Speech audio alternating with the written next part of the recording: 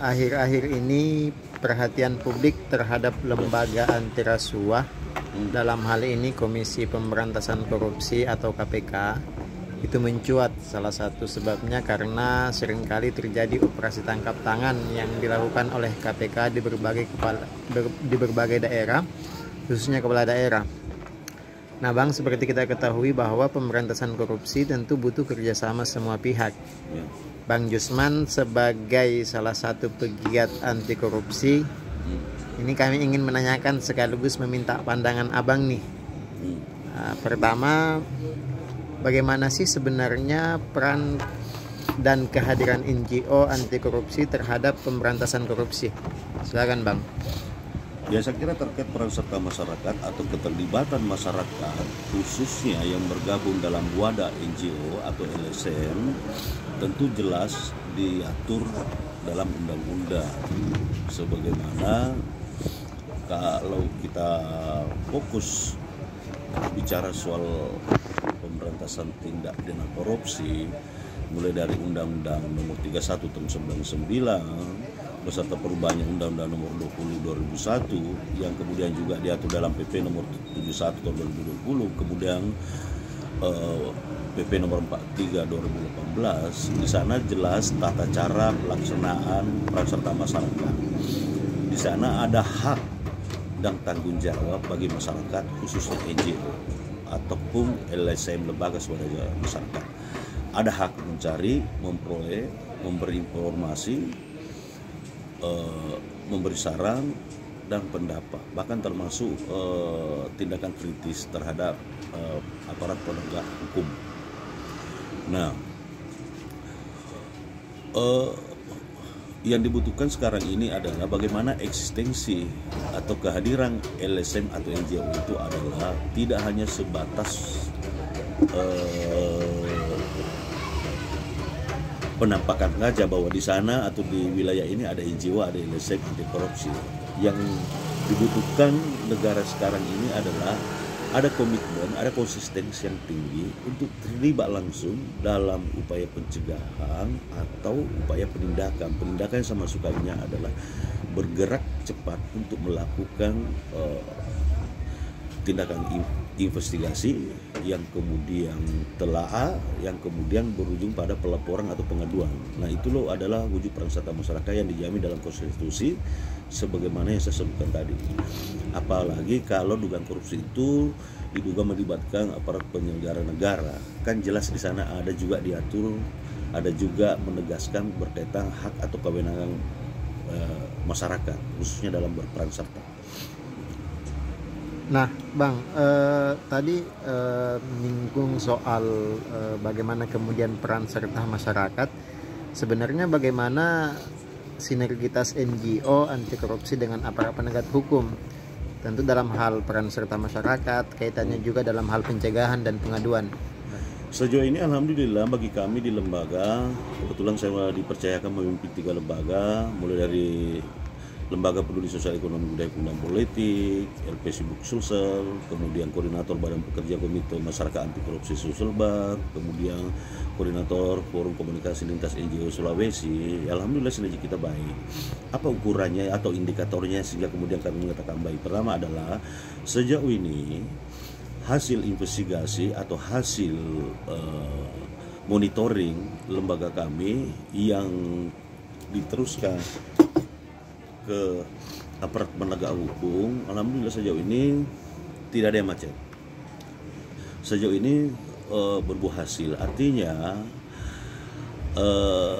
hasil atau telaah atas kinerja badan pekerja lembaga kami sejauh ini bukan hanya sebatas investigasi saja, tapi ada pendapat atau ada perspektif yang sama antara kami selaku penggiat anti korupsi atas nama lembaga dan dengan aparat penegak hukum, apakah itu yang kami laporkan di kepolisian, apakah yang kami laporkan di kejaksaan maupun di KPK.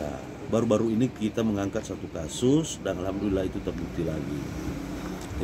Artinya gini kan, Ya, penggiat anti korupsi itu memang dua hal yang harus dimiliki. Pertama adalah ada penguatan dari aspek SDM-nya, khususnya berkaitan telahan atau pemahaman berkaitan apa sih yang dimaksud korupsi, bagaimana itu ciri dan karakter korupsi. Nah, tentu kalau bicara korupsi, dua hal keilmuan yang harus dibutuhkan, yang menuntut ya saya tidak mengatakan dikuasai karena kami bukan ahli ya, tapi saya hanya mau mengutip pendapat pakar bahwa dua hal yang harus dimiliki penggiat anti korupsi atau lembaga yang bergerak di anti korupsi. Pertama, ada penguasaan atau pemahaman berkaitan apa sih itu ilmu hukum berkaitan perkara korupsi, dan kemudian apa sih itu ilmu keuangan atau ilmu audit berkaitan kerugian negara. Ini dua hal, karena sederhana pemahaman kita. Yang dimaksud korupsi itu ada perbuatan melawan hukum, ada kerugian negara. Ada perbuatan melawan hukum, belum pasti ada kerugian negara. Bagaimana mengidentifikasi ini? Ya tentu dibutuhkan ilmuwan hukum. Bagaimana mengidentifikasi adanya kerugian negara? Ya tentu dibutuhkan keilmuan berkaitan keuangan dan audit. Nah, dalam kepengurusan lembaga kami di sana memang berbagi, pokoknya komprehensif lah bidang ilmu. Ada dari pidana, ada dari keuangan, ada bahkan mantan APH, ya mantan APH yang memang semenjak mulai purna baktinya dia meminta untuk bergabung di lembaga kami, termasuk juga auditor-auditor profesional juga ada di dalam lembaga kami. Alhamdulillah ada visi, ada misi yang sama, itu bagaimana mewujudkan negeri ini, Indonesia ini atau sosial ini bebas dari praktik korupsi. Nah ini Bang, terakhir mungkin ini bagaimana nih tanggapan Abang terkait dengan operasi tangkap tangan yang dilakukan oleh KPK, misalnya di beberapa kepala daerah seperti yang kita dengar hangat pernah terjadi di Sulsel sendiri tentunya, dan terakhir yang paling hangat nih di kepala daerah di Sultra, tepatnya Bupati Kolaka Timur nih. Bagaimana nih Bang? Ya saya kira satu kata ya, saya kira tentu kita apresiasi kinerja KPK-nya itu.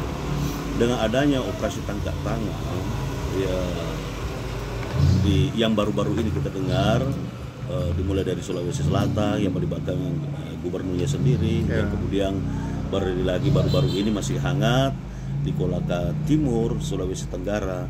Tentu ini adalah merupakan pembuktian bahwa sebenarnya KPK itu tidak pernah tidak ada di satu titik. KPK tidak pernah tidak ada di satu tempat. Artinya kerja-kerja yang spesifik atau pembuktian seperti itu yang menjadi wajib bagi kami penggiat anti korupsi untuk mensupportnya. Tentunya dengan tetap memberi saran dan kritik atas kinerja yang mana harus disempurnakan. Nah, kembali juga yang disampaikan tadi, ada hak masyarakat khususnya NGO atau LSM untuk memberi saran dan pendapat. Itu juga bagian dari wujud peran serta masyarakat. Kemudian kedua, penguatannya adalah kita harus sepakat bahwa penegakan hukum akan mustahil terlaksana dengan baik atau dengan optimal tanpa melibatkan peran serta masyarakat atau seluruh pihak. Nah, disinilah eksistensinya kita hadir. Jadi ya sepanjang kinerja KPK itu berbuah hasil, tentu tidak ada alasan untuk tidak mendukung. Harapan kami, kebetulan saya memimpin juga lembaga Forum Komunikasi Lintas NGO Sulawesi, ya, di mana yang tidak hanya berkedudukan di Makassar atau Sulsel, tapi juga di Sulawesi Tenggara. Harapan kita ya mudah-mudahan bisa berkelanjutan terus. Setelah Sulsel beralih ke Sulawesi Tenggara, setelah Sulawesi Tenggara masuk Sulawesi Tengah, setelah Sulawesi Tengah masuk ke Sulawesi ya Utara lah, Manado, ada Gorontalo, ada Sulbar. Ya sekira aplaus lah. Oke Bang, terima kasih Bang. Terima kasih. Ya.